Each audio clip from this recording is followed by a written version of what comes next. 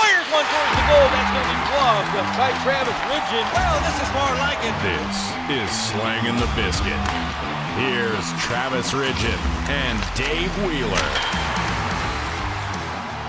Ladies and gentlemen, lads and ladies, this is going to be Slangin The Bizkit, episode 47. It is an episode with a new team, some breaking news. It's hot off the press. It's a great day. Not only is my co-host, Mr. Dave Wheeler, slicing and dicing up in the city of Winnipeg, the number one morning radio show in the city.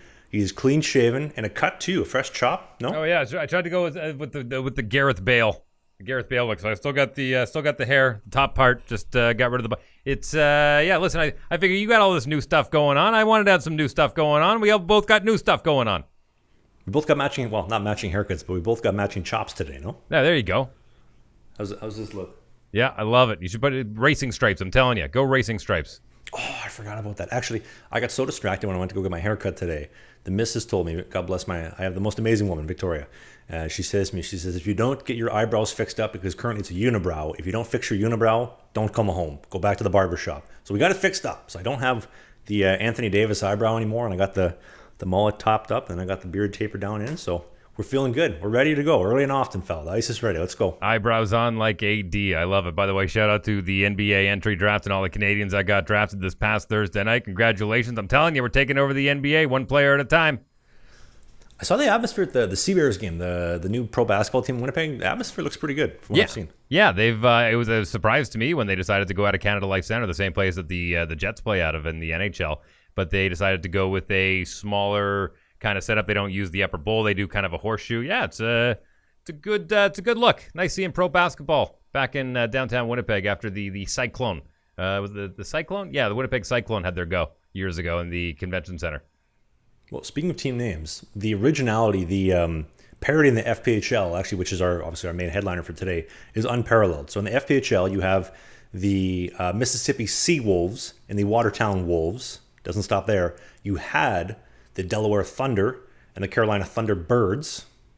And that, I think, is where the parody ends. But a lot of originality. And almost every single team in the FPHL is the colors of red and white or red and black and white. It's crazy. Not a lot of blue, not a lot of purple, not a lot of other unique colors. Well, they say the stats show that teams that wear red unis have a better winning record when it comes to championships, and that's across multiple sports. But I think the best ever example of a league holding similar names is the you called it the Comedy Football League last week, otherwise known as the Canadian Football League, when they had also the Cartoon Football League too. Not only did they have the Saskatchewan Rough Riders, which they still have, once upon a time they had the Ottawa Rough Riders. The only difference was there was a space between the Rough and the Riders. I have to say though, I obviously know it's a hockey podcast. If you've never seen the video of the Saskatchewan Rough Rider fans wearing the watermelon helmet, and to paint a picture for you, if you're not on the video version of the show, which is on YouTube, by the way. So these Saskatchewan Rough Rider fans will take a watermelon, they'll cut out the red part, like the flesh of the watermelon, and they're not making like watermelon margaritas. They're carving it out so they can wear it as a helmet, like a hat. And they wear it to the game. And as the game goes on, it's summer plus 30 plus 20. It just festers all these flies and this bacteria inside. And it's like, what is going just think of the lice and the infections that you would get from having this watermelon juice just on your head in the heat of summer and just festering for 4 quarters in the Cartoon Football League. God love them. It's the I will say, and Winnipeg Blue Bomber fans I think are the loudest, but I think the Saskatchewan Rough Rider fans are probably the most dedicated in the entire Canadian Football League. They are a city of just shy or just over 300,000 people, and they fill that Mosaic Stadium to 35,000, just shy of that every single other weekend. And God love them, man. The melon heads. They're like the equivalent of the cheese heads for the Packers fans, and they show up in droves, dude. Oh, they absolutely do. I just want to say, go Blue Bombers. The home opening game is this weekend, and as far as already had that. We're 2-0 as the point of recording right now. Winnipeg Blue Bombers in action at home against the BC Lions, looking to make it 3-0. Well, what do I know? I know nothing. I'll take care of the Winnipeg stuff. We're good. Thanks, Dave, for saving me. The headlining news for this week. Breaking news. Hot off the press. The headliner for this week. It's the moment that we've been waiting for a while. Dave, are you ready? Let's go. What do you got? Drum roll, please. Yours truly was a part of a blockbuster trade earlier this morning, including 5 players from the Virginia, we don't know what we're called, to the Watertown Wolves. Yours truly is now the starting right bench for the Watertown Wolves in the FPHL, the Federal Prospects Hockey League. By the way, I'm curious to know, the Wytheville, Virginia team, the unnamed Wytheville, Virginia team, did you spend enough time there to possibly have your number hanging from the rafters? The greatest player to ever not step foot in the arena. You didn't even have a number yet. They're just going to put Ridgen up in the rafters somewhere. He was here for a cup of coffee. By the way, they do have a name. I have the official name of the Wytheville team, which we'll get to in a minute. We'll get into that with some FPHL news, but you want to get into the Watertown stuff, a little bit of talk, just kind of explaining how the situation came to be, the trade, all those other kind of good, juicy details, which we crave in the podcast programming every Sunday. Well, listen, I kind of want to set this up for any new ears that we have to the podcast or new eyes that we have to the YouTube version. But so you were a Motor City Rocker for your first year of the FPHL. Hip surgery took you up for the second half of the season. You've been rehabbing. The expansion draft happened with the new team, and you got picked up in the expansion draft. Now they had a situation where they could either sign you, that you were property of Wytheville, and they had up until the start of the season to either sign you or trade you. And after some conversation with the ownership, it still kind of wasn't quite sorted out. And next thing you know, you're officially a Watertown Wolf. Is it Watertown or Watertown? Watertown, H2O Town. Okay. Like the beverage you drink, you know? Watertown, which is actually in upstate New York, for those that don't know, and just a stone's throw from, one of the most densely populated areas of Canada, that right on the U.S., Quebec, Ontario border. And actually, my folks don't live too far from you, and Kingston, Ontario, the home of the Tragically Hip, is just up the road. Right down the Ontario-Quebec corridor, also home of the Headstones. In my favorite song, I love the saying, in the words of the Headstones, everything's legal in Kingston, man, as long as you don't get caught. Technically, that was the Traveling Wilburys, but they appropriated that. I'll give it to you. Tweeter and the Monkey Man? Yeah, that was a tweeter. That was a Traveling Wilbury song with Roy Orbison, Tom Petty, and a handful of others. Bob Dylan. Incredible band. Also, home of Mike Smith, number 41 for the Arizona Coyotes, Edmonton Oilers. A couple of amazing teams. A great goalie. Home in Kingston. Played for the Kingston Frontenacs, by the way. Yeah, good team. But anyway, back to the Watertown news. So I was traded, and we have to rewind things a little bit. So the way that things shaped up to be. So with Motor City this season, obviously I was the infamous starting right bench, which some people, including my girlfriend, up until recently didn't know what that meant. It means I start on the right bench and I open the door. I don't actually make my way into the crease. I'm just by the door, opening bottles, giving guys double bubble, gum when need be, filling bottles, and just overall good for the morale. I actually used to work a job as a Zamboni driver at the rink in Winnipeg. And the boss there told me one time, and he's like, "Ridge, come here for a second." I'm like, "What's up, boss?" And he's like, "You know what? I would fire your ass right now because you're useless. You actually don't contribute anything to this workforce, but you're just so good for the morale." I was like, what does that mean? He's like, "Guys are happy. Things are getting done. It's a good mood. It's good energy when you're around. Although you don't accomplish anything, but you're good for everybody else's productivity. So I have to keep you." And I kept that job for 9 months. You're like an entourage guy. You're just a good hype man. You just kind of keep everyone in a good mood. That's an important person to have if you have an entourage. I'm the ultimate hype man. The missus and I are going to Toronto in 2 weeks. She has a wedding for a friend that I promised I would go to, and she's been getting all these new dresses in the mail. And I've been hyping her up, telling her, "Honey, you look good. I like this one. I like that one." Trying to get her, not trying to get her to feel good about herself, but let her know just how much I love her and how good she looks. So I am the ultimate hype man. You need a wingman? I'm the man for the job, especially in Watertown. You need to get a clock to hang around your neck like Flavor Flav from Public Enemy back in the day. Flavor Flav. But so the Watertown story of how the trade came to be. So I'm in Motor City, and this is a series of events that I believe, I'm not super religious, but I do believe God has a role to do with this story because I don't know how else to otherwise explain it. So to start the season in Motor City, originally the management wanted, I was going to back up opening night for the home opener, and then I was going to be scratched for games 2 and 3 in Port Huron. Now, our other goalie, Blake Scott, didn't have any insurance. So as an American, he needs to have insurance. As a Canadian, you don't, is what I was told in Motor City. So because he didn't have any insurance, I backed up all 3 games, right?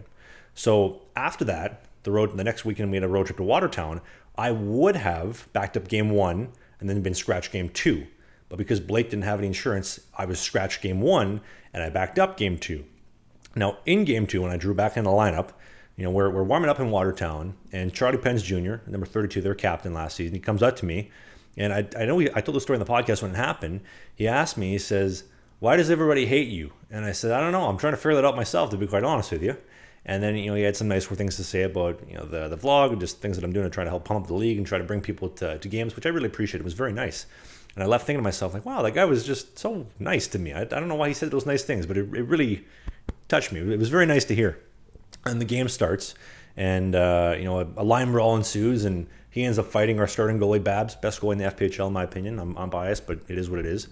And so Babs gets into a fight, kicked out. I get into the game, and because he fought Pens gets kicked out and is now watching the game. Now, later on down the line, Charlie would be promoted to general manager of the team, which is what he is now.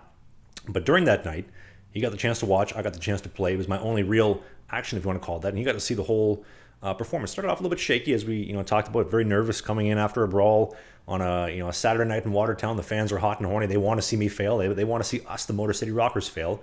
But after that settled down and we ended up getting the win, we killed that 6-on-3 for a minute with the empty net to close out the game.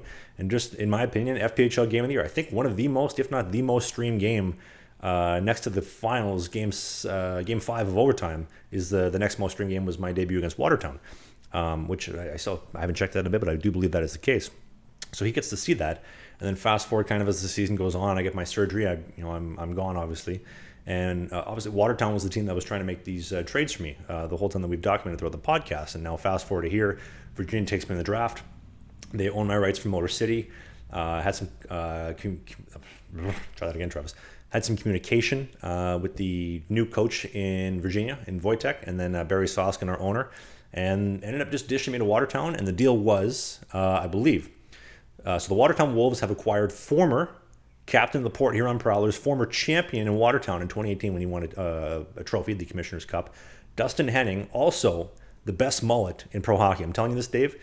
Oldest D-man in pro hockey at 40 years old. Second in FPHL games played all time, but only behind Joe Pace, the legendary Jackie Moon Joe Pace himself. And the best hairdo at 40 years old. Him and myself from Virginia heading back to Watertown. Well, he's heading back to Watertown. I'm heading to Watertown in return for their goalie, Adam Wisco, Matthias Tehan, and then another player, and then I think there was something else in the deal. I can't remember what it is off the top of my head here, but that was the deal. So they're going to Virginia. We're going to Watertown. Let's go Wolves. Unbelievable. What a way to work your way around the league. You've almost got half the teams in the league covered already, and you're not even a full year in. What do you mean as far as, I guess so, yeah, Motor City, Virginia, and then Watertown. There is now 12. Oh, that's a lie. There's 11 teams now, which is some news that we'll get to in a couple minutes. We got some very interesting things in the FPHL that shaped up this week. But yeah, so that's 25% of the teams. Over a quarter. There you go. I never stepped in the building for one of the teams, but yes, so I've been officially owned by a quarter of the teams in the FPHL. Oh, don't forget about the Columbus River Dragons in 2019 when they had me to camp and they had me on a PTO. So that's 4 out of 11. Does that count as a third? That counts. Does that count? Also, I got to give a shout out to Steve. Now, Steve is a fan of the Columbus River Dragons. He bought my Columbus River Dragon jersey out of camp. So they printed the jersey with my name, my number, and everything. Sold it to the fans. Steve bought that jersey. It's a goalie cut jersey. And I will say, got to give credit where credit is due. It's a very beautiful jersey in Columbus, but he wears that jersey. And I see that, and I see my number 33, and I see Origin on the back, and I get a little bit pissed off because I'm like, I don't play for that team. We need to get you the real deal. You need the current jersey. And so I think with this season, when we go down to Columbus, if I have to, worst case, I'll do it myself. I'll pay for a jersey out of my own pocket. I don't want to swap jersey with Steve. I want to give him the Watertown jersey, and we're going to convert a Columbus River Dragon fan into a Watertown Wolves fan. How great is that? One at a time, man. I love it. Whatever it takes. Like Captain America said, whatever it takes. We may not win today. We may not win tomorrow. May not even be next week or next month, but we will win you over. Everybody's going to be a Watertown Wolves fan, and we're going to win this year. And I got to say, too, also, just on an actual serious note, in my communications with Charlie Pence Jr., the GM for Watertown Wolves, I have never had somebody be so honest with me. Like, he tells me something is going to happen. It happens. He tells me this is what's going to shake down. It is what it is. It's exactly the way that he described.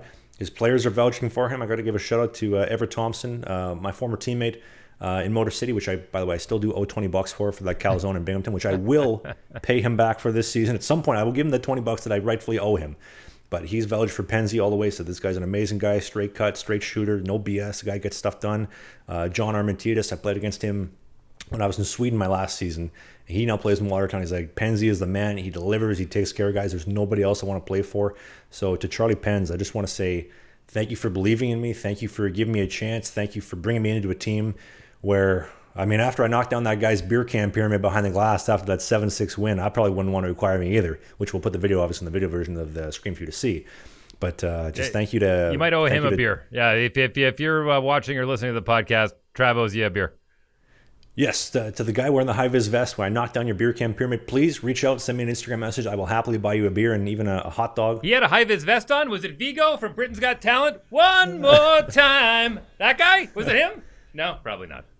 I love that song, by the way. One more time. It's time to celebrate. Yeah. That was a goal song for the VIU Mariners when I practiced college hockey there. One more time. Good old Daft Punk, man. One of the best electronic bands of our generation.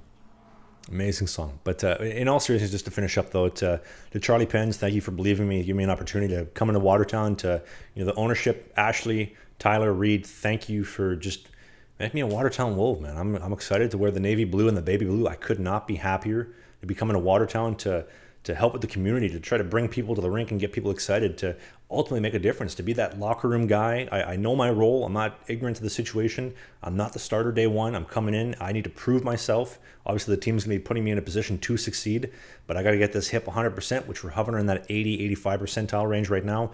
Got to get strong, pass the fitness testing, perform in training camp, and I got to earn my stripes in Watertown and ultimately make Charlie Pens look like a genius. And to Charlie, I promise you won't regret this. And in the words of Jordan Belfort and Wolf of Wall Street, the only regret is that you wish you bought more. Yeah. Or in this case, you'll wish you have done it sooner. Now, listen, I'm just looking at some images of Watertown, New York, and this is an old school city. Like, this is turn of the century. They were coming around, and you're looking at about 25,000 people, and you've got some outlying areas. But yeah, it's a good town. I'm familiar with the area. What you have to worry about the most in the winter is ice storms. But that's not a problem, though, when I have my Sheath Underwear. Ah. Right? The presenting sponsor for the show and has been since day one. What do you say, Dave? I'll tell you. You know what? I'm always trying to figure out new ways to try and tell my buddies how awesome this pair of underwear is. And they're like, dude, you don't even tell me about underwear. I'm like, oh, no, but I do. And I think I figured out a new way to try and get you on board with Sheath Underwear. If you're not wearing it already, you probably have maybe a knockoff pair or whatever. Maybe you're wearing your boxer shorts. So maybe you're still on the tighty whities from when you're a kid. Time to cut the cord. Time to let go. Here's the deal. Every morning when you put on a pair of these Sheath Underwear, you get to put your man in a hole. Biscuit right into the basket with sheathunderwear.com. Every single time. Sheath Underwear has this incredible technology called the dual pouch. If you're in the video version, you'll see on the video version of the screen what I'm talking about. But it's a separated, segregated compartment where your dick and your balls slide into separately, where they're compartmentalized and they're aerated so they can breathe. They can feel comfortable. They're not bat-winging, sticking to the side of your leg. You don't want that. And trust me, on those hot Watertown nights in the summer, and especially when it gets cold, you don't want them freezing to the side of your leg. After practice, there's nothing worse. You get out of the rink, a little bit sweaty, it's sticking. You don't want that. Sheath prevents that. And when you go to the link in the video description on the YouTube video podcast or in the audio notes on Spotify or Apple, you click on that link, sheathunderwear.com, the code BISKIT69, BIZKIT 69 will get you 20% off the greatest pair of underwear money can buy. I guarantee you're going to love it. Only at sheathunderwear.com. You're going to see, I'm just looking, like there are certain buildings in Watertown that kind of remind me a little bit of Winnipeg. Ooh, I do love Winnipeg. I'm a patriotic Winnipegger. Yeah, imagine. I told you about that. Imagine the Exchange District in Winnipeg as far as their town square, and that's kind of what you're getting. I will say, in the brief experience I had walking around Watertown this year when we went for our road trip, and I'll put some drone video on the screen from what I got there, but it is exactly like the Exchange District. These old school architecture buildings. They're just sexy. It's just, can I call a building sexy? Is that weird? Yeah, not at all, man. I'm a fan of architecture too, and you can absolutely use that word as an adjective to describe this because, yeah. Now, out of curiosity, do you know what your living situation is going to be in Watertown? Yes. So it is going to be a little bit of an upgrade from the previous situation in Motor City where I was sleeping on the couch in one of the team housing. It is going to be and I apologize in advance to anybody in Watertown if I'm screwing up any details here, but I believe it's going to be a 4-bedroom apartment for 4 guys where we all have our individual rooms and it's just a shared common area. So kind of like university living, I believe. I could be wrong with some of this information, but apparently it's a great setup and it's a big upgrade from what they've had in years past. So it should be a really good setup and great Wi-Fi too, apparently, which obviously as we do this show and with the vlog is essential. I would say so. How close are you to the rink? I think a 10-minute walk away. Obviously, I don't own a vehicle, and I just want to confirm this already. I will take the Amtrak to Watertown. I believe train Vancouver to Winnipeg and or Toronto and or whatever other situation with me and the missus having to figure out our moving situation for the fall. And then the Amtrak Maple Leaf from Toronto to Buffalo and or Syracuse, drop me off, and then right on down to Watertown. So I'll take the train out for the start of the season. Absolutely. Yeah, the train goes right through there all the way down to Rochester. Yeah, good call. I gotta say, too, I am a premier member with VRL. I'm the highest member of points member you can be at VRL. So I get exclusive access to lounges when I'm an economy passenger. I got all these awesome perks. It's great being a VRL or premier member. And you got to send me a new hat. I need a new lid. That looks like a good logo. Reminds me of the old Keanu Huskies logo. Yeah, I'm down. It is nice. It's crisp. The navy blue and the baby blue. I believe the baby blue is going to be phased out this season, but just the navy look with that just kick-ass wolf. It looks great. Yeah, it looks great. I know my mom's going to be looking forward to a hat too. You as well, and then the missus is going to love her Watertown jersey for home games this season. I'm curious to know what the train ride is from Watertown to New York City. So it doesn't go directly to Watertown. It's going to go Syracuse and or Buffalo area, and then I'm going to have to get picked up and then brought to Watertown. But it's about a 12-ish hour from Toronto Union to New York Penn Station on the Amtrak Maple Leaf. All right. So maybe a weekend doc could get you down in the Big Apple. Yeah. We can get you down to go see your family in Ottawa, and then you can boot scoot boogie on down, Ottawa to Toronto, Toronto to Watertown, and come see a game. You could join the guys behind the glass heckling me with a bullhorn. Oh, I'm going to be building my own beer pyramid. Don't knock it over. Mine's bigger and better. No, honestly, man, in all truth, I think for your mental health, just knowing that you got a spot for next year, that's got to feel good. Well, I don't have a spot. I want to be very clear about that. Penz and I have been very clear that there is no spot. Everything is earned. So if I come into training camp and I suck, sorry, I don't have a spot. But I'm going to be put in a position to succeed. I'm going to be set up for success. And if I do what I know I'm capable of doing, it's going to be a very successful season. Simple as that. But everything is earned. Well, at least you know where you're going for training camp. How about that? Yes, there we go. And I know how I'm going to get there too, which is great. It's kind of nice to know. It's like, all right, now I can make a schedule as far as getting there. And that's big too, because me and the missus obviously have to move our stuff from Vancouver. I think she's going to be living in the Kingston-ish area, moving down there closer to her family so she can come see me for games, which is awesome. I can't wait for the missus to see me play. She always reminds me too. She says, you're a great man. You're very good looking in her eyes. Obviously, if you're watching the video version, you say, God damn, you look like a stump. And it's true. The only guy uglier than you is that Dave Wheeler. God damn. That's radio for a reason. Also, this is also breaking news. I am no longer the ugliest guy in the Motor City Rockers and or the Virginia, whatever we're called. I can't because I'm not on the team anymore. There you go. So somebody else will have to take that role. What was it talking about again? Oh, yeah, the movie situation. Sorry. PTSD, OCD, all these magical... Too many pucks in the chemical, head. Yeah, we get it. And the chemical imbalances in my brain. But so she's going to be coming down to the games, and she reminds me all the time, you're all these nice things, but I don't really know if you're a good goalie. I generally don't know. She's like, I haven't seen you play. And I'm like, well, you see me skate with these 12-year-olds when I rehab my hip. She's like, well, you don't really take pucks. You just kind of skate around. I'm like, that's very true. But I'm bigger than them, so that's got to count for something. Mm-hmm. Mm-hmm. And that's about all. That's about it. You definitely stand out amongst a bunch of children, for sure. For all the wrong reasons. To quote the best-selling album of this century, Nickelback, All the Wrong Reasons. There you go. Speaking of which, Nickelback just played Winnipeg this past week, so shout out to them. They did, and they're in Vancouver this week, and god damn, the tickets were expensive. I would have loved to have gone. I'm in Halifax on Monday, so I'm going to be missing the Nickelback concert, but if the tickets were affordable, I probably would have changed the dates, and I would love to have seen Nickelback live. They put on a good live show, man. I've seen them a handful of times. One of my favorite ones was Everclear. Did they open up? They opened up for Everclear, I believe, at the Max Bell Center in Calgary, and that was back in '99 or 2000. That was a good show. I promise you we're going to get back to some FPHL talk in a second, but do you have a favorite Nickelback song and or album, Dave? Oh, on the first album, they did... This is early for doing music talk, isn't it? We're only like 15 minutes in, we're doing music talk. That's all right. We've already mentioned the Tragically Hip, Traveling Wilburys, Headstones. We've been trending this way. It's all good. They did an acoustic version of Leader of Men, which I absolutely loved on that first album, The State. And it was the non-label release, too.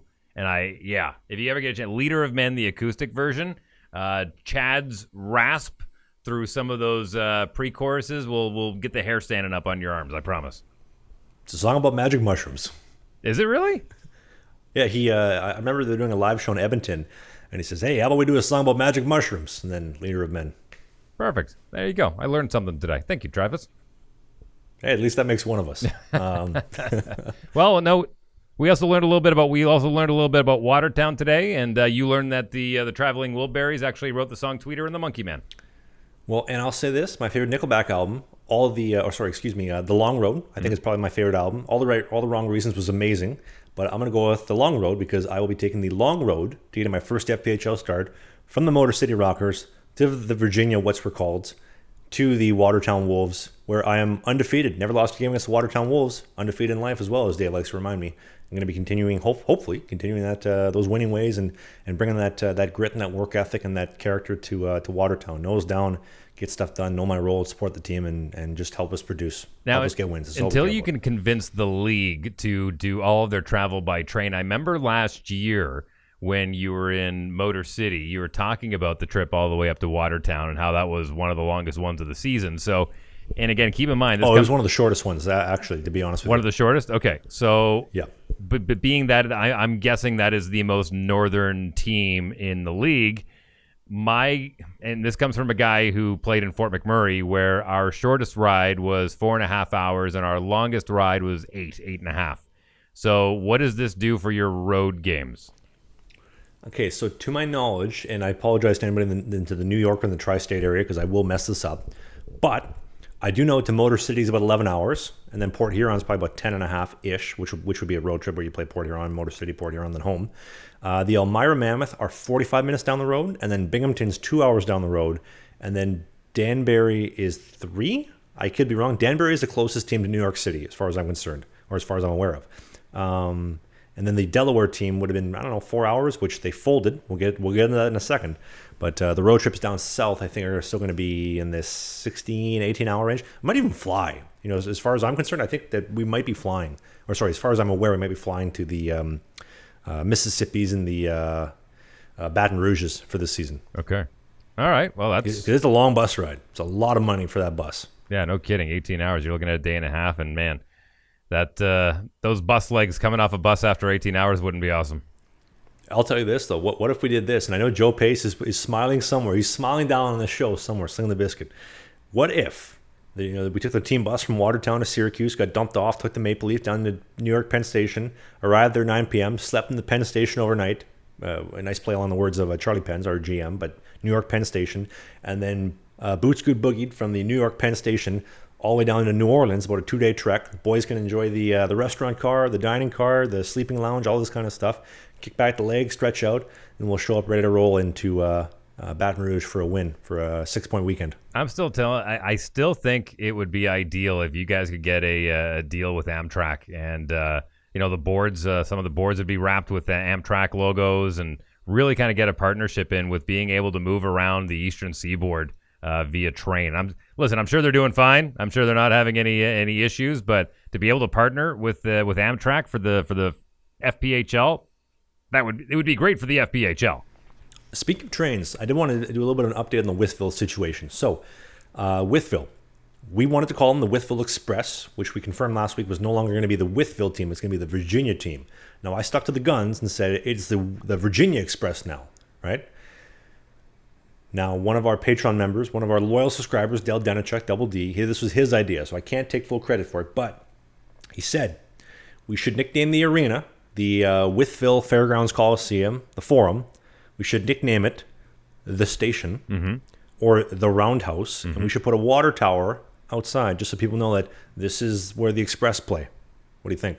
I love it. I absolutely love it when teams take things that they're... So, for the record, I shouldn't say we. I should say they now, because I'm not part of we. I'm part of I'm part of Watertown. That's their issue now. Part of the league, Express, though. Part of the league. I think, when you're in the league, you can say we as a league.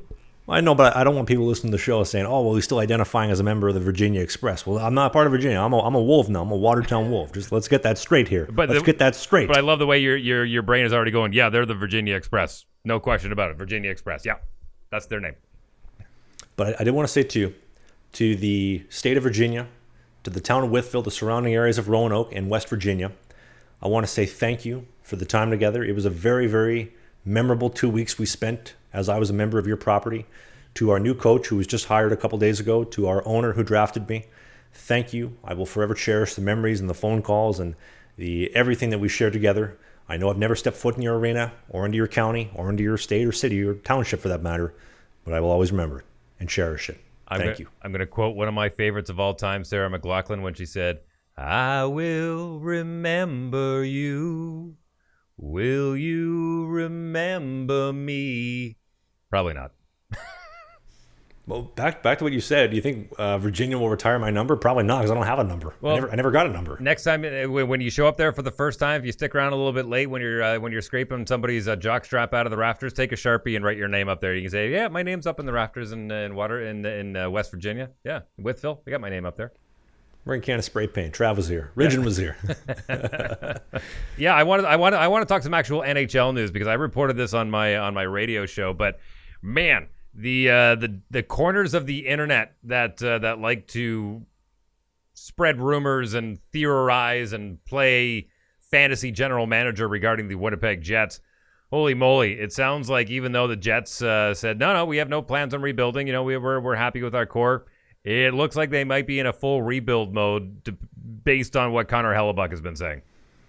Yeah, would you agree that if he leaves, they have to rebuild? If he stays, they have to do something. You can't have the best goalie in the league and rebuild the team. Well, and again, this is just all hearsay, but from what I understand, he's looking at Vasilevsky money, which is just shy of $10 million, and you're basically leveraging your entire future. And I mean, with that rumor, then there's talk about, do you buy out Blake Wheeler's contract? Do you hopefully try and trade him and get a few draft picks somewhere? I mean, I will give Kevin Cheveldayoff, general manager of the Winnipeg Jets, I'll give him credit. He's kept a good stable of players, up and comers, and when it comes to a northerly team like that, it's not a secret. You have to build through your draft, and you have to make sure you're bringing up players like Cole Perfetti. He's going to be a gamer once he can get a little stronger and get through this little injury-prone situation that he's going through.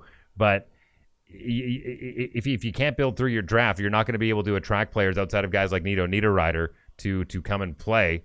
And if you don't have a solid goaltender to kind of entice guys to do that, then you're definitely relying on your stable of players through the draft. Agreed. Hey, I was born and raised in Winnipeg. I'm a Winnipeg Jets fan, but if you trade Connor Hellebuyck, you deserve what you're going to get. That's the only reason he made the playoffs this year. It's the only reason he really had any success the last 5 years. He is, in my opinion, the best goaltender in the National Hockey League. He doesn't have that flash that a Vasilevsky or Bobrovsky has. He's not flexible, but he's technical. He gets hit. Right time, right place. Got a little bit of that athleticism, that beautiful glove save on the goal line against Vegas, Game 1 of the Stanley Cup playoffs this year. He's just an incredible athlete. Sure. The mental side. He is worth every penny. We're swooning over Connor Hellebuyck. I get it. I 100% get it. But here's the thing. If you got a goaltender like that and you have zero chance of contending for the Stanley Cup, then it's a waste.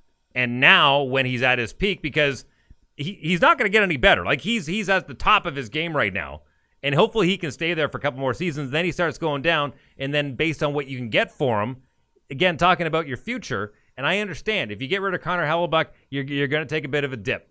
I get that, but you're not going to be contending for a cup with him. You're not going to be contending for a cup without him. So financially, and thinking about the next 5 to 6 years of the club, which is the better move in your mind?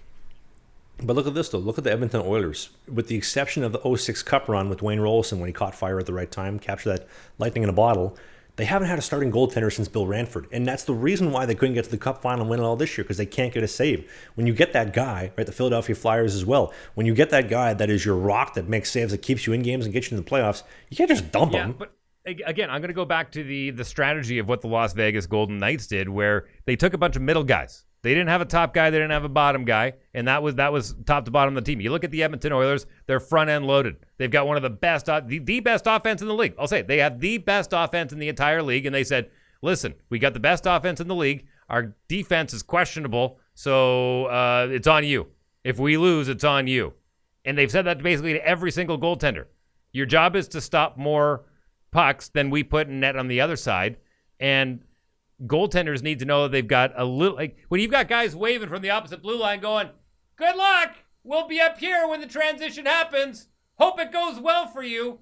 I mean, no goaltender is going to be able to go in there and have success unless you put some defensive defensemen in there or some defensive forwards in there, guys that could maybe contend for the Selke. You're not going to have a successful hockey team. And I know, to all my friends who love the Edmonton Oilers, I get it. I grew up an Alberta boy. I was there once upon a time. I understand. You've got the best player in the game right now. He's a first ballot Hall of Famer. You got a handful of them, but you don't have a balanced team. Look at the Vegas Golden Knights. Guess what they had? A balanced team. Do the Winnipeg Jets have a balanced team right now? No. They're back-end loaded. They're completely back-end loaded. They got Connor Hellebuyck, and that's about it. They got some decent defense, no? They got some decent defense. They got Josh Morrissey, who put up an incredible offensive season this year. Really good. They were not expecting him to do so, but he did. You've got Blake Wheeler, who's on the back nine of his career. You've got Mark Scheifele, who's probably at the top of his game right now. You've got Kyle Connor, who could probably get you another 10 goals per season. That looks really good. Cole Perfetti's on his way up. But there's more upside to the Winnipeg Jets right now. And a guy like Connor Hellebuyck needs a team that's at the top of their game right now. That's where he's going to succeed. So to me, if I'm the gentleman, and again, I'm doing the same thing that I give that I throw shade at Winnipeg fantasy GMs for all the time. I'm going to play that role of like, I know how to figure it out. Balance your team.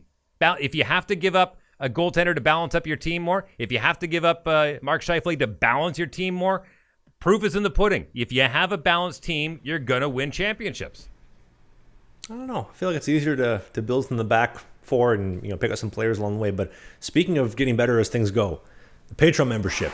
If you are not a Patreon membership in the Patreon club, look at this. Look at this beautiful collection or set of Collector Series cards. These are free. When you become a Patreon member today, you're going to get this awesome Slangin The Bizkit sweater. You're going to get this incredible collector set of trading cards from some holographic ones as well as some regular ones, which you'll see on the screen. And ultimately, my woman loves this. I don't know why she does, but she does. The Slangin The Bizkit coffee mug, she drinks out of every morning. And I don't think I've shown you this before in the podcast live, Dave. You'll see in the video version, there's the podcast logo. And on the back side, boom, right there. There is my face, unfortunately. It'll make you want to drink your coffee with your left hand. It will, and it'll make you want to drink it that much faster to get away. But if you join the Patreon page, it's only $5 a month to join. And there's different perks and different levels. So, for example, if you have spent a lifetime at $20, whether it's you've been a $5 a month member for 4 months, or you just joined today for $20, you're going to get all the stuff included. You're going to have to email me, obviously, your size and your shipping information so that I have it so I can place the order. But it's going to be coming for free. $5, $10 memberships, all this kind of stuff. Matter of fact, I'll even do you one live. I'll put a bounty on this right now live on the air right here for you, Dave. If somebody joins to become our first $100 Patreon member, this is a one-off. There's only one of these in the world right now. This collector's set of cards in the glass case. $100. This is yours. I think it looks pretty good. You know what? Honestly, that would be the coolest game of tic-tac-toe ever. Ends really quickly, though, because there's only 9 slots, obviously. But the Patreon page, if you want to join to support the show, there's a link down in the video description to join. Anyway. By the way, speaking of Patreon, can I send a quick little shout out here? I had a very nice back and forth. We were talking a couple of weeks ago on the show about and I said I like good hockey hair, but sometimes too long a hockey hair is too long. So I got a great email, not a DM, good old fashioned electronic mail. There's no other way to reach you. From Gary, who sent me a note saying that his son is playing over in Mass. Goaltender, great salad. And he said, what about this? Is this hair too long? Hair is long that when he's got it flowing out the back, it goes over the name bar. And I was like, too bad I can't read his last name with that salad he's got. And so can I put the picture of his son on the video version, or is that not going to be okay? I don't see why not. But here's what I love. He sent his kid off to play hockey, and he said, listen, there's a likelihood that older players are going to probably use that as a hazing thing, like, let's shave the new kid's head or whatever it may be. So he asked him, said, do you want to go there with long hair? And he says, yep. He says, okay, I'll cut you a deal. You leave here with long hair, you come back with long hair. You got to show a little spine. That's your hair. So the team loved the hair. Not only did they love it, they gave him a new nickname. They call him Space Jesus, he who saves. That's incredible. Which I love. So big shout out to Gary, and I appreciate the email. By the way, if you want to email me, it's really easy. It's to email me at my radio station. It's Dave DAVE at energy106.ca. I still think we need to get you an Instagram account, Dave Wheeler Podcast. I'll run it. I'll deal with all the fan mail, with all the people with pitchforks and torches that want to show up at your house. And you'll just throw out your Jets picks for the Jets games. We'll throw up some podcast clips, some hot takes from the show, and we'll call it a day. You don't even have to manage. You don't have to deal with it. I'll manage it. Dude, I don't trust family members with the passcode to my phone. Do you think I'm going to give you access to? Yeah, go ahead. Run my IG.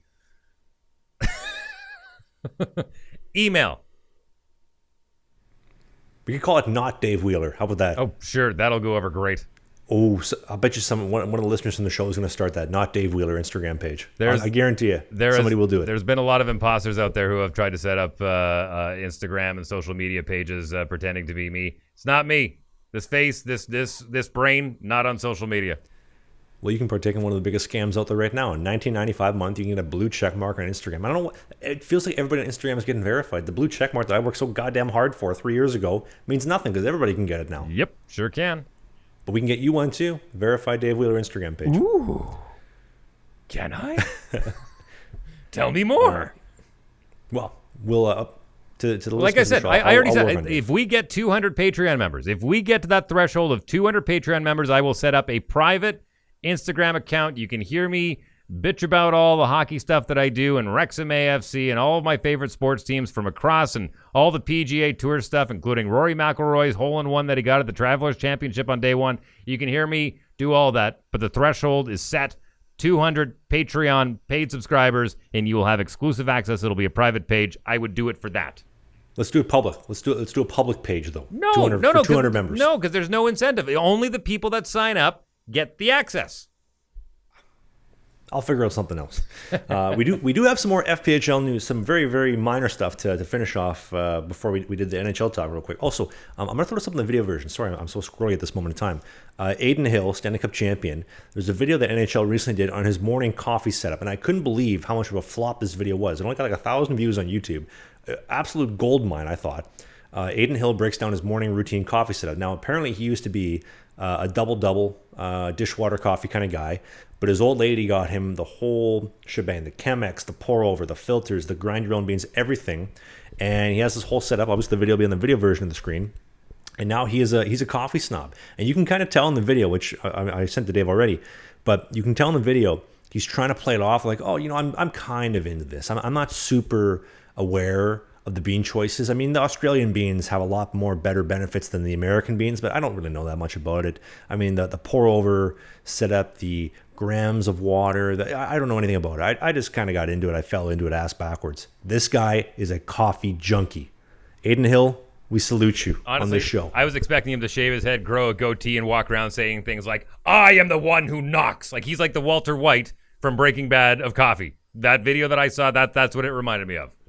It's pretty hardcore. It's awesome, though. But as far as FPHL news, we've got a couple of news. So first off, let's do the Virginia thing. So I was told the official name of the team, Dave, is going to be disappointing, named after the NHL expansion team that never came to be in 1997. The Virginia Rhinos is the official team name. Okay. Virginia Rhinos. Doesn't do anything for me. I like the Express better. Yeah, so do, and again, I kind of touched on this a little bit earlier, but I like it when teams name themselves after like an industry that's in town, like the Detroit Red Wings. That makes sense. The Motor City Rockers. That makes sense. You know, they've got a very strong history in music. Trying to think of another one. The Winnipeg Blue Bombers were actually named after Joe Louis, who was called the Brown Bomber. And when they were the rugby team, they're like, man, those guys hit like Joe Louis. So they called them the Blue Bombers instead of the Brown Bombers. I just love it when teams like the Pittsburgh Steelers, like it's a steel town. I love it when it's related. It really kind of gets you engaged as a fan to go, oh, yeah, well, I'm a steel worker. I'll go see a Steelers game. To me, and again, your team, you do what you want. Rhinos, I get it. Thick skin, strong, always plowing forward. But it really doesn't represent your neck of the woods. Does anybody know if there's any actual rhinos in the state of Virginia? Call me stupid or tinfoil hat wearing kind of guy, which I, to an extent, am. I don't think there's any rhinos out there. Maybe in the Appalachian Mountains, but no, there's not. They are safari, very hot climate animals. We are the Virginia rhinos, and the closest rhino is about 2,000 miles away. Bingo. Outside of the Virginia Station arena. Yeah, missed opportunity, but hey, you know what? I've gotten used to disappointment over the years. Tell me about it. So speaking of names, the new Elmira team, which is now owned by the league, has a new name.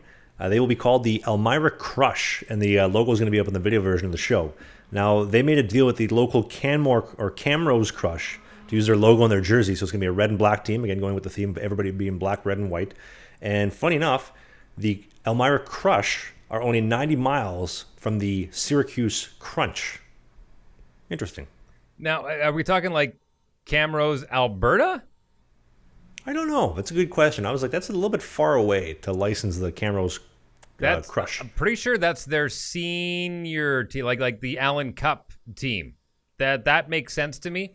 But you've got the Syracuse Crunch not too far down the road as well. Like the logo, like the name, but again, I don't know. Missed opportunity. Yeah, kind of, to an extent. Also, this great, is great logo, though. Great. I love the North Viking kind of, I like the North Viking look. It does look pretty nail gun, pretty tough guy. But the last little bit of news, so we talked about the Dealware Thunder, and this is what I said, the FPHL is never a dull moment. It's a league that truly never sleeps. So last week, we had confirmation that the Dealware Thunder were relocating to New Jersey for the season, and they're going to be coming back to Delaware when the new rink was built.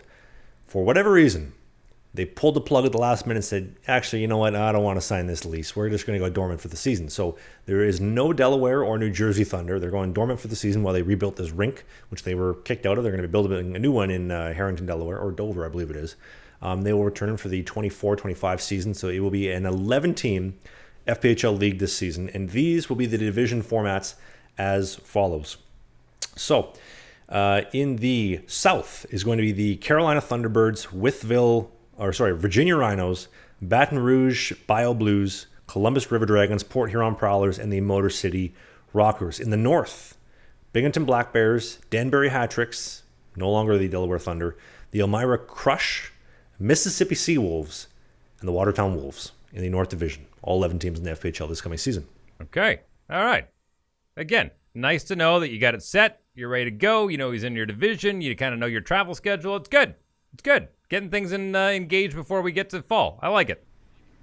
Absolutely. I love it. And also to my teammate, my former teammate in Motor City, my now new rejoined teammate, newly acquainted teammate in Watertown, Everett Thompson. He gave me an amazing story. He told me the other day, he's like, dude, we got to write a book. Him and I were talking about, we're going to write a book of my stories in the FPHL, his stories in the FPHL. Obviously, he's been in a lot longer than I've been, but we could do a book together one day. And that book's going to be all these amazing stories, and this will probably be one of them, is what he told me. So, reminder. Listen. Between you two think tanks, just promise me one thing if you're writing a book. Just promise me that you're not going to fight over the crayons, okay? It'll be a picture book. Because I can't read. Actually, this is a true story. Victoria and I were at Chapters or some bookstore the other day, and she's like, what do you think of this book? And I just ripped through all the pages. I'm like, where are the pictures? She's like, it's a novel. I'm like, whatever. I just put the book down and I went to go find someone else on Landscapes of Vancouver or something along those lines. Where's the centerfold? Where's the centerfold in this book? It's too many words, too many pages. But so Everett told me this awesome story. So now the tycoon of the FPHL, Barry Soskin, who owns 5 teams, and I say tycoon in a very nice way, but he owns 5 teams: the Port Huron Prowlers, Carolina Thunderbirds, Mississippi Sea Wolves, the Virginia team, and Baton Rouge. So 5 teams. And so the first team that he ever owned apparently was Port Huron, then followed by Carolina. Now, Everett was playing for the Carolina Thunderbirds, and he also used to own the Mentor Icebreakers, who are no longer around. And so Carolina is in Ohio, middle of a snowstorm, bus breaks down after the game. It was fine before the game, after the game, not so much. So they both shared the same bus because they had to head back to Carolina for a 2-2 or 3-3, whatever it was. So the Mentor Icebreakers and the Carolina Thunderbirds shared the same bus to head back to Carolina, owned by the same team. How tense is it? Here's the question for you, Dave. So it's the Mentor Icebreakers bus with the Carolina Thunderbirds heading back to Carolina. Do you take an upper decker? Oh, 100%. Absolutely. Nobody shit in the bathroom. Oh, shit. That reminds me, we're playing a game in Paradise Valley, and it was our first time playing in this barn, and I'm not exaggerating when I say barn. And after the game, when we showed up at the dressing room, we realized that there was no can, and if there's no can, that means there's no showers. You got to go down the hallway. And then we quickly realized after the game that we were lining up with our towels to shower with the opposing team. Wow. One stall. You stand in line, you get in, you get out. Dave, it's pretty cold in there, no? Or is that normal for you? No, that's the best part. It's just a stall. There was no curtain or anything. It's just like you get in, you soap up even beforehand if you want to, and you get everything ready, and you go in and you rinse off, and then you get out because there was 40-plus guys waiting to get in there to shower after a game. What a world. The hockey world is just so crazy. Like stuff like this, the travel stories, you guys all share in one shower stall, it's awesome. It's why we do this podcast, why I love doing it with you, and all of the other kind of stuff. But we, speaking of things to do, if you have a date night coming up, we got to tell you about the second presenting sponsor for the show. Do Manscaped.com. They got the brand new Manscaped Beard Hedger. It has 20 different lengths, 90 minutes of battery life that only Manscaped team can offer. The Beard Hedger kit comes with some awesome creams, some balms, some oils for your beard. Kind of get it tapered. If you see me in the video version, I got mine tapered up today at the barber, and I will continue to be tapered up my neckline with the Manscaped Beard Hedger, as I always do. Got the beard oils, keep it nice and soft and fluffy, the shampoo, the conditioner, and you can get that at manscaped.com. They link in the video description or in the Apple or Spotify notes. Manscaped.com, click on that, put in the code BIZKIT, BIZKIT, 20% off and free shipping. Only at manscaped.com, and thanks to them for sponsoring the show, and as they will be doing so into August. So I used mine. I used mine to get myself ready for my 11th wedding anniversary. That's tomorrow, by the way. Right? It was 2 days ago, based on when this podcast is being released. Yes, it was this past Friday, the 23rd. 11 years with my amazing wife, the Candace Ray. So what are you doing for the missus for the anniversary? It's her year to organize. So we alternate years, which I think, honestly, if I can give you a piece of marriage advice for anybody, she was the one that brought it up. She goes, it shouldn't always be on the male. She's never like that. She's like, why does it always have to be on the male? It's a partnership. It's two of you. So we alternate years. I get the milestone years. That makes sense. So I get the even years. She gets the odd years. This is her year. So what you're telling me is that the baloney pony is all saddled up and ready for a rodeo on the. Ready to go, man. Ready to go. I will be hopefully sleeping shortly thereafter. Okay, night, honey. Pretty standard practice, yeah. Thanks, Manscaped. Tell me about it. Very relatable. We got a couple minutes left in the show. We got a little bit of more mainstream news. Just want to, obviously thoughts and prayers and whatnot with the team, the family, the members that died in the Titanic recently. I know the Titanic sank over 113 years ago, but the submersible that imploded on them. What an interesting series of events. You have the billionaires getting in the boat that they know is controlled by an Xbox controller. You haven't seen it, so to paint a picture for you, you got 5 billionaires, billionaire with a B, B. They hop in this submersible to go down to the Titanic wreck. Apparently, it was only approved for 13,000 feet of diving. The Titanic's about 40,000 feet deep, and it goes down there. All 5 guys is controlled by an Xbox controller, and I'm not being dramatic. An Xbox controller is actually what drives the submersible forward and backwards. And I guess they got about 3/4 of the way, maybe even 4/5 of the way down there. About an hour and 45, 2 hours down. It takes about an hour. It takes about 2.5 hours to get down there.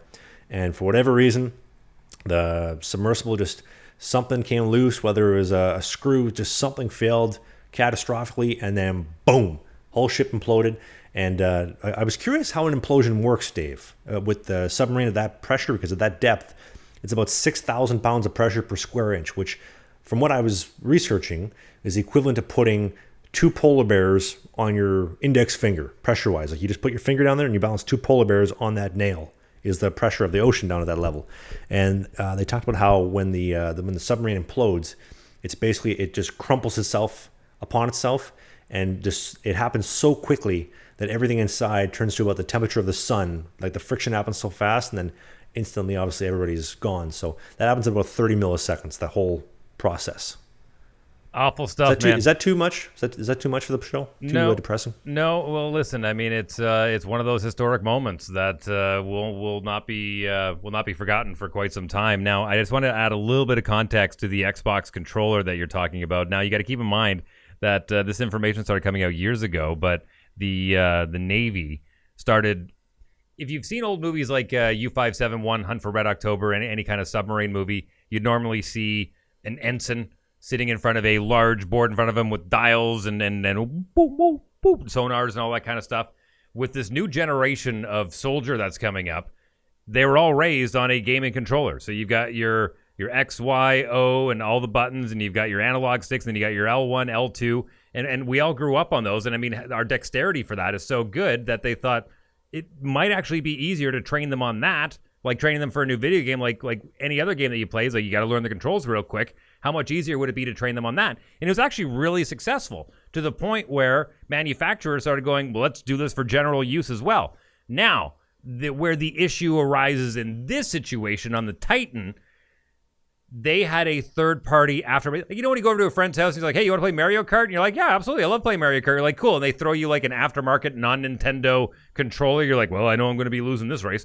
That was basically, it was a third party aftermarket, not the one that actually came with the boat. It was just a cheaper option to go. Whether or not they knew that or not, I don't know. When it comes to billionaires, I would think that if they're going to the Titanic, they wouldn't want to spare a dime for their safety to get to where they're going. But for whatever reason, this thing sounded like it would have been better off at West Edmonton Mall than it would have been 40,000 feet under the Atlantic off the coast of Newfoundland. It just, there's so many things that come to mind going, this should never have happened.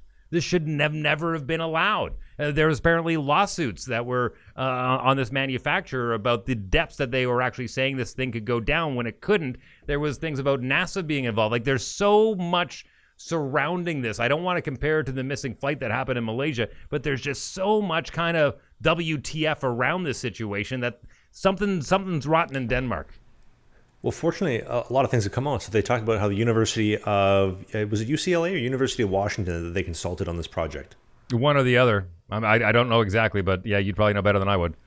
Yeah, well, they cited them as, we had them heavily involved in the operation of testing and approving everything, and the university's like, we were never consulted. Oh, never wow. once were we consulted. And then they said, well, NASA had their hands involved, and NASA's like, yeah, well, we heard about it, but we didn't actually have any hands-on involvement. So it's just, the more and more it gets uncovered, the worse it looks. And I mean, the former, I can't remember if he was pretty high up. I don't know if he was like a manager or like a vice president or something. He had some heavy role in the company. And he brought forward maybe 2-3 years ago, was like, hey, we shouldn't be doing this. Like, this is not safe. We should do more testing. Boom, fired. Right? You know what that's like, right, Dave? Wrongful termination. Don't know what you're talking about. Well, the guy gets fired, and then obviously this happens. And by the way, I found this out recently. This specific, the Titan submersible, they did a test run in 2021. They did another in 2022. This was the third voyage, and this happened. Can you imagine if you're the guys in the last one and they didn't die? How close you maybe were to dying? Well, right? the one that really kind of made me scratch my head was I had read that this thing is only... you can only open it from the outside. Like, you basically like, all right, you in? And then the rivets go in, and that's it. Like, you're until you come back up, you're in. Yeah, I saw some meme the other day that was like, when you pay $250,000 to go down to the Titanic, but you find out that it's not a round trip; it's only a one way. Man, oh man, tough. Just I saw another one too. Titanic 2. Yeah. Billionaires none. Oh. Sorry. There was speaking of which, there was a billionaire. I think I want to say Australia, but I'm not 100% sure. But the idea was that they were going to build an exact replica, tile by tile, like everything down to the nuts and bolts, obviously with modern technology, and they're going to sail this thing, or make this thing seaworthy. And I think it was the pandemic that actually slowed it down. But this thing was actually under construction at one point where they were going to rebuild the Titanic. And I kind of thought, man, it's just such a cursed voyage. And here's proof of that again. I mean, I think it's just one of those things that, you got to let it sink and let it stay there. I don't know why we keep going back there. I mean, James Cameron already documented it really well, not only in the movie, but he actually did a documentary where he went down and got footage that no one's ever seen before. We're good. We understand. We know the story. Let's just let old stories die. Well, he did a story in an interview this morning talking about so he's done 33 successful dives to the Titanic Wreck and back, and he said that he's accounted the time that he's spent doing the dives. He believes that he has spent more time on the Titanic than Captain Edward Smith did before he went down to the ship, which is crazy, right? The dude was the captain. He was a part of the testing. He did the 4 days before they sunk. So just to give you an idea of how much time James Cameron spent there. But do you feel the same way, Dave? Because I remember when I was like 4 and 5 years old even, I was just beyond obsessed with Titanic. I was reading the Ken Marshall books, any Titanic stuff I can get, whether it was specifically the picture books because I couldn't read, the Ken Marshall paintings or any information. I was always fascinated by it. Now, obviously, at 26, turning 27 in 2 days, the man-made moving objects of the world's greatest ship, the trains, all this, it just fascinates me that it's something that big, an ass that's like 20, 30, 40,000 tons just moves and motors through the ocean. 5 days was all it was going to take before they hit the iceberg. Well, you know what? They the second they said this thing is unsinkable, God himself could not sink this ship. I believe that was the actual line. And there's very few people that have been able to pull off Predictions like that, Babe Ruth being one, Mark Messier being another one. When you say something and have it come to fruition, you're asking for trouble when you put the bar that high. That's tough. That's tough. I mean, like so many things went wrong. How much time do we have? Do we have time to explain it? Yeah, we got a couple minutes.